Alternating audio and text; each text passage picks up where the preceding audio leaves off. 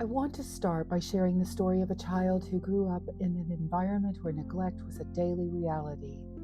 At a young age, they learned not to rely on others. They felt invisible, like they had to look out for themselves. This child carried these feelings into adulthood, always on guard, never quite able to trust or open up. They struggled with relationships and couldn't figure out why. It took years before they understood that their childhood trauma shaped their entire sense of self. Imagine carrying a heavy backpack, but you don't even realize it because you've had it since you were young. Over time, that backpack gets heavier and heavier, weighing you down, affecting how you move through life. This is what childhood trauma does. It burdens you, often without you even knowing it's there.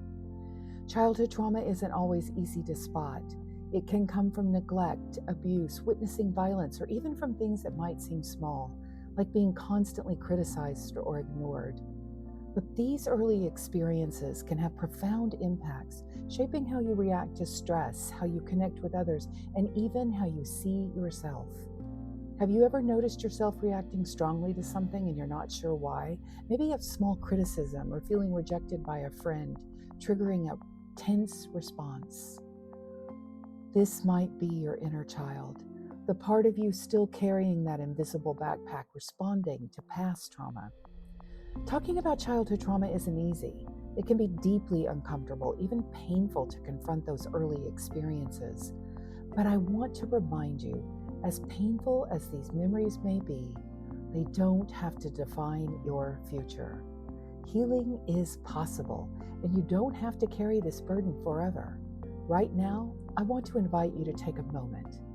Place your hand on your heart, close your eyes, and think about that younger version of you, the child who felt afraid, unseen, or unworthy.